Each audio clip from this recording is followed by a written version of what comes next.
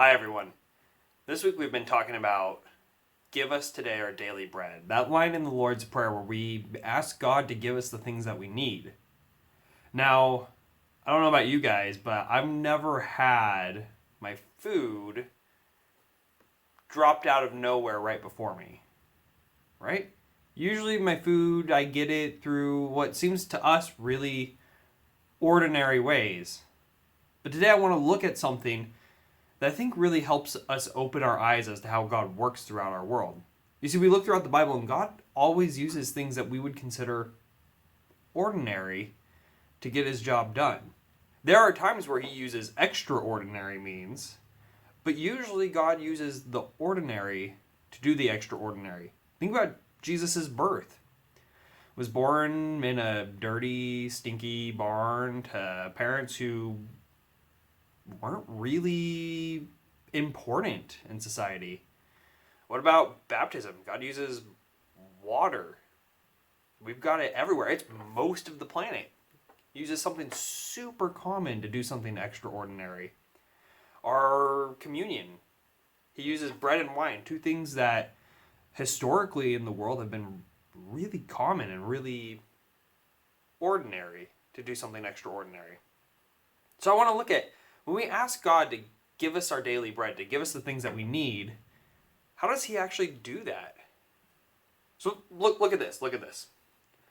So here's a piece of bread, right? And the piece of bread is some food. The food's going to sustain me. It's going to help me live throughout the day. But how do I get the bread, right? Let's really just think through this. I mean, bread comes from wheat, right? You use wheat to make the bread. But let's think about it. How do we get the wheat that's in the field to the bread that's in my stomach? I mean, for most people and for me, when I want bread, I normally go to the store to get the bread, right? But think about it. God is using the people at the store to give me my daily bread. God's using the people that stock the shelves. God's using the people that are at the checkout counter. God's using the people that clean the store to give me my daily bread. But how does it get to the store?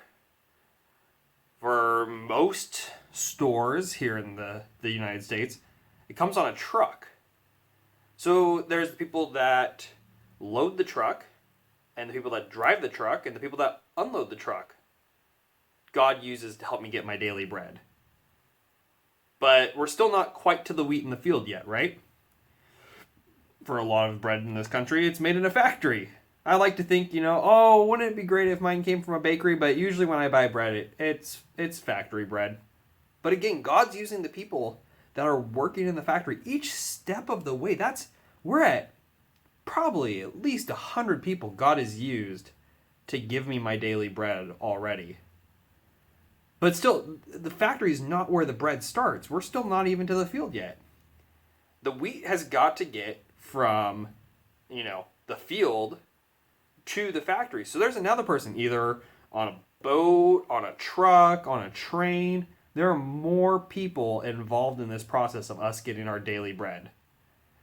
And finally, we're at the farmer. Or, for most wheat operations in this country, farmers, lots of people. And let's think about it. We've got the store, people stocking the shelves, people checking out, people managing, people cleaning the store that are involved in God giving us our daily bread.